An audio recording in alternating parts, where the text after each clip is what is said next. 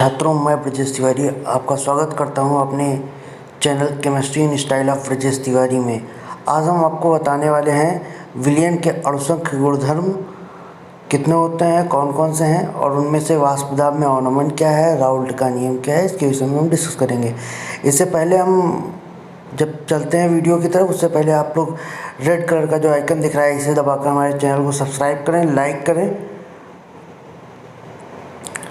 अणुसंख्य गुणधर्म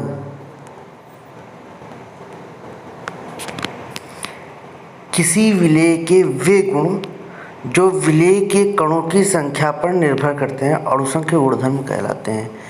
किसी भी विलयन के ऐसे प्रॉपर्टीज या ऐसे गुण जो विलयन में उपस्थित विलेय के कणों की संख्या पर निर्भर करें अणुसंख्य गुणधर्म कहलाते हैं। अणुसंख्य गुणधर्म के लिए बताया जाता है विलेय की मात्रा पर कभी भी निर्भर नहीं करते हैं। मुख्यतः अणुसंख्य गुणधर्म जो होते हैं चार होते हैं। पहला है वाष्प दाब में अवनमन, क्वथनांक में उन्नयन दूसरा है, हिमांक में अवनमन तीसरा है, चौथा है परासरण दाब। आज हम लोग चर्चा करने वाले हैं वाष्प दाब में अवनमन पर। किस पर चर्चा करेंगे? वाष्प दाब में अवनमन पर। वाष्प दाब में अवनमन किसी बंद पात्र में वाष्प द्वारा द्रव की सतह पर लगने वाला दाब वाष्प दाब कहलाता है।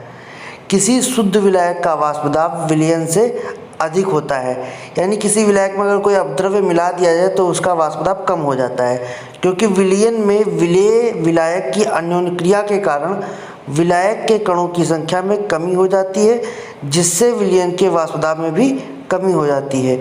विलयन के वाष्प दाब में कमी किस कारण होती है? विलयन के वाष्प दाब में कमी विलेय और विलायक की अन्योन्य क्रिया के कारण होती है, जिससे विलायक के कणों की संख्या में कमी हो जाती है। जब विलायक के कणों की संख्या में कमी होगी तो क्या होता है? विलयन के वाष्प दाब में भी कमी हो जाती है।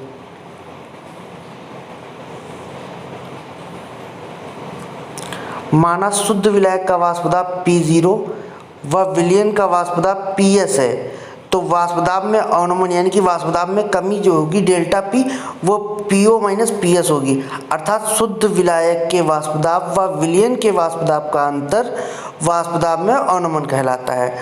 वाष्प दाब अवनमन तथा शुद्ध विलायक के वाष्प का दाब का अनुपात आपेक्षिक अवनमन कहलाता है। आपेक्षिक अवनमन is equal to PO minus PS अपान में PO। आपेक्षिक अवनमन क्या होता है? PO माइनस PS अपान में PO।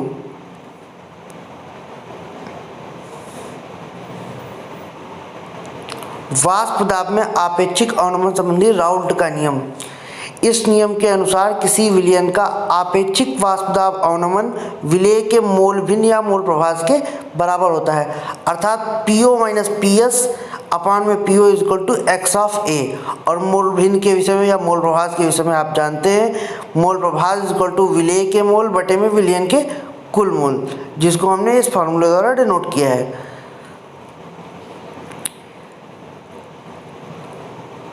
हम जानते हैं आदर्श विलयन जो होते हैं उन पर राउल्ट का नियम इस तरह से लगता है, क्योंकि आदर्श विलयन में जो विलेय के मोल होते हैं विलायक के मोल की तुलना में बहुत कम होते हैं, इसलिए उनको नगण्य मान लेते हैं। और तब ये फार्मूला मेरा कैसा हो जाएगा? PO माइनस PS अपान में PO is equal to N of A अपान में N ऑफ V, यानी कि N ऑफ A जो है विलेय के मोल है और N ऑफ V जो है विलायक का मोल है। विलेय के अणुभार की गणना, विलेय के अणुभार की गणना अवाष्पशील विलेय होना चाहिए, ये राउल्ट के नियम से करते हैं। आदर्श विलयनों के लिए राउल्ट का नियम होता है PO माइनस PS अपान में PO is equal to N of A अपान में N ऑफ V। तो N ऑफ A को हम क्या लिखते हैं? विलेय का अणुभार बटे में विलेय की ग्राम्य मात्रा बटे विलेय का अणुभार, नीचे विलायक का की ग्राम्य मात्रा बटे विलायक का अणुभार। इसको कैलकुलेट करेंगे तो W ऑफ A अपान में W ऑफ V हो जाएगा, capital M of A upon capital M of V अपान में स्मॉल m ऑफ A हो जाएगा। इसको हम रिप्रेजेंट करते हैं डेल्टा P अपान में P0। ये आपका होता है आपेक्षिक अवनमन। ये जो दी गई ऊपर पदार्थ की मात्रा, फिर विलायक की मात्रा, फिर विलायक का द्रव्यमान और ये विलेय का अणुभार, मोलर द्रव्यमान जिसको बोलते हैं। नीचे दिया गया है जहां आपका डेल्टा पी है P O minus P S, W of A है विलेय की मात्रा ग्राम में, डब्ल्यू ऑफ बी जो है विलायक की मात्रा ग्राम में, एम ऑफ ए विलेय का अणुभार, एम ऑफ बी जो है विलायक का अणुभार। तो आज के लिए इतना ही, मिलते हैं नेक्स्ट लेक्चर में राउल्ट के नियम पर आधारित संख्यात्मक प्रश्न के साथ।